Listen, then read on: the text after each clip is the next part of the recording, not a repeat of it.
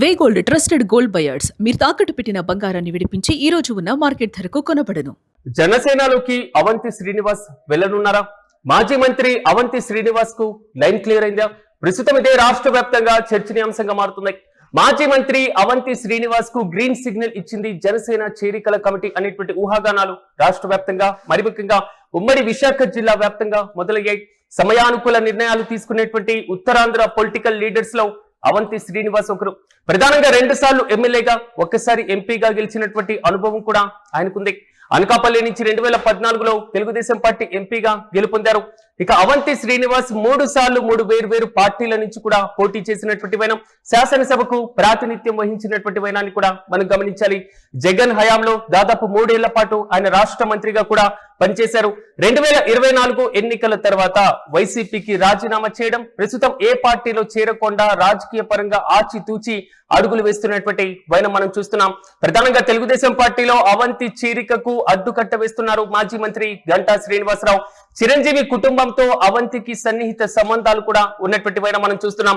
ప్రధానంగా 2009లో ప్రజారాజ్యం పార్టీ పెట్టినప్పుడు భీమిలి నియోజకవర్గం నుంచి ఆయన పోటీ చేసి ఎన్నికైనటువంటి వైనం.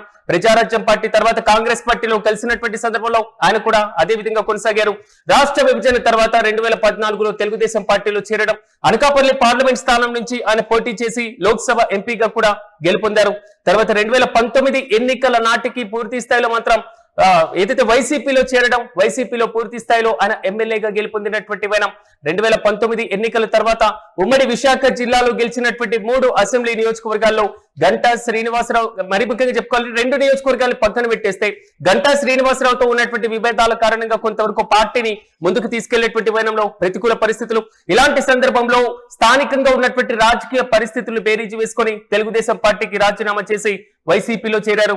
ఆ తర్వాత కాపు సామాజిక వర్గానికి సంబంధించినటువంటి ఎమ్మెల్యే ఒక్కరే కావడం, గెలిచినటువంటి 3 ఎమ్మెల్యేలలో ఈయన కీలకంగా ఉండడంతో వైసీపీ హయాంలో రాష్ట్ర పర్యాటక, సాంస్కృతిక, యువజన వ్యవహారాల శాఖ మంత్రిగా కూడా ఈయన 3 ఏళ్ల పాటు పదవీ కాలం నిర్వహించారు. 2024లో వైసీపీ ఓటమి తర్వాత వైసీపీకి రాజీనామా చేసేశారు. జిల్లా వ్యాప్తంగా కూడా కొంతవరకు ప్రకంపనలు రేపినాయి. నెక్స్ట్ అవంతి శ్రీనివాస్ ఏం నిర్ణయం తీసుకోబోతున్నారు? ఈ మాజీ మంత్రి నెక్స్ట్ స్టెప్ ఏ విధంగా ఉండబోతుంది?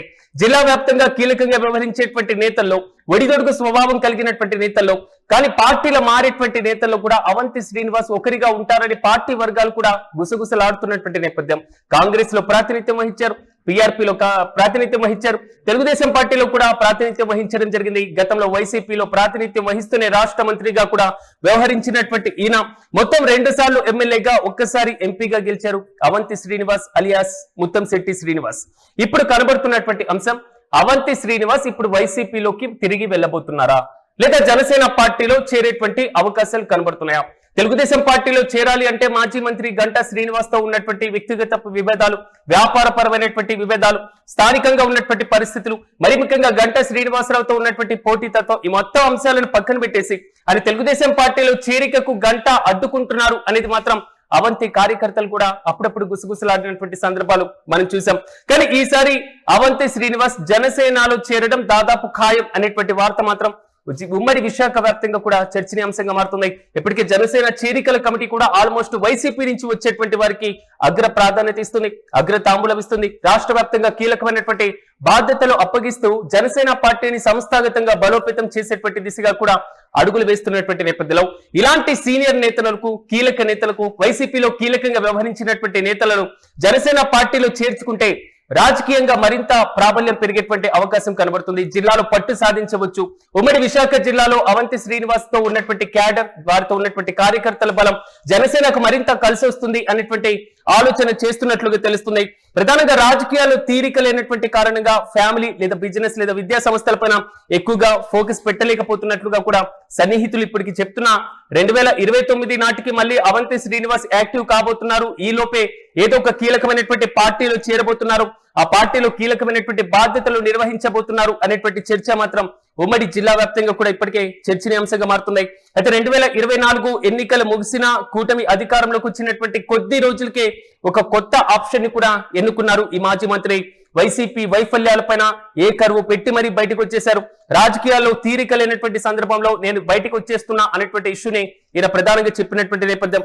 అలాంటిది ఉత్తరాంధ్రలో పట్టున్నటువంటి కీలకమైనటువంటి కొంతమేర క్యాడర్ ఉన్నటువంటి ఒక నాయకుడు ఇప్పుడు నెక్స్ట్ ఏం స్టెప్ తీసుకోబోతున్నారు? సో రాజకీయంగా నెక్స్ట్ ఫుల్ టార్గెట్ ఫిక్స్ అయి ఉన్నారా? నిజంగా పార్టీ మారేటువంటి వ్యూహంలో అవంతి ఉన్నారా? కేవలం ముహూర్తం మాత్రమే ఫిక్స్ చేసుకోబోతున్నారా? ఏ పార్టీలోకి వెళ్ళాలనుకుంటున్నారు? రాజకీయంగా ఏ పార్టీకి ప్రాధాన్యత ఇవ్వబోతున్నారు అనేటువంటి క్వశ్చన్స్ ఇప్పుడు జిల్లా వ్యాప్తంగా కూడా హాట్ టాపిక్ గా మారాయి. రాజకీయాల్లో ఎంత సహనం ఉంటే అంత మంచి పదవి దక్కుతుందని చాలా మంది పెద్దలు అంటూ ఉంటారు. కానీ అవంతి కొంచెం డిఫరెంట్ గా కనబడుతూ ఉంటారు. ప్రతి దాంట్లో కూడా ఆల్మోస్ట్ దూకుడు స్వభావంతో ముందుకు వెళ్ళడం. సో పార్టీలలో ఉన్నటువంటి వ్యక్తిగత పరిచయాలు కానివ్వండి, లేదా ఆయన రాజకీయ భవిష్యత్తు పైన ప్రీ ప్లాన్ తో పక్క వ్యూహంతో ముందుకు వెళ్ళేటువంటి వైనం కూడా మనం చూస్తూ ఉంటాం. అయితే ఇప్పటికైతే జనసేనతో చర్చల దశలో ఉన్నట్లుగా మాత్రం పార్టీలో గుసగుసలు వినబడుతున్నాయి. ఆయన ఒకవేళ జనసేన పార్టీలో చేరితే ఉత్తరాంధ్ర వ్యాప్తంగా జనసేన బలోపేతానికి ఎంతవరకు అవకాశం కలిగేటువంటి ఛాన్సెస్ ఉంటాయి? మాజీ మంత్రికి ఇప్పటికే తాజాగా లైన్ క్లియర్ అయినట్లుగా మాత్రం రకరకాల ఊహాగానాలు కూడా వ్యక్తమవుతున్నటువంటి పరిస్థితులు మనం చూస్తున్నాం. జనసేన చేరికల కమిటీ కూడా ఆల్మోస్ట్ గ్రీన్ సిగ్నల్ ఇచ్చినట్లుగా తెలుస్తున్నాయి. ఇక సమయం డేట్ ఫిక్స్ మాత్రమే మిగిలిపోయింది. ఇది పార్టీ క్యాడర్ కి సంబంధించినటువంటి ఆలోచన. చూడాలి, అవంతి శ్రీనివాస్ ఒకవేళ సమయానుకూలంగా నిర్ణయం తీసుకొని ఉత్తరాంధ్రలో ఒక కీలకమైనటువంటి నేతగా పార్టీ క్యాడర్ ను కాపాడుకునేటువంటి ప్రయత్నంలో రాజకీయ భవిష్యత్తును ఎలాగైనా భద్రపరుచుకునేటువంటి వ్యూహంతో జనసేన పార్టీలో చేరితే జనసేనకు అవంతి చేరిక ఎంతవరకు కలిసి వస్తుంది? సో రాజకీయంగా అవంతి భవిష్యత్తు ఎలా ఉండబోతుంది? ఇప్పటికే తెలుగుదేశం పార్టీలో ఉన్నటువంటి గంట జిల్లా వ్యాప్తంగా కొంతవరకు ఆ పార్టీలోకి రాకుండా అడ్డుకుంటున్నారనేటువంటి చర్చ సాగుతున్నటువంటి నేపథ్యంలో ఒకవేళ జనసేనలో చేరితే కూటమిలో భాగంగా భీమిలి నుంచి మళ్ళీ ఎమ్మెల్యేగా పోటీ చేసేటువంటి అవకాశాలు కనబడుతున్నాయా? ఇలాంటి అనేక ప్రశ్నలు ఊహాగానాలు కూడా వ్యక్తమవుతున్నాయి. చూడాలి, అవంతి రాజకీయ భవిష్యత్తు ఎలా మారబోతుంది, ఆయన ఎలాంటి నిర్ణయం తీసుకోబోతున్నారు.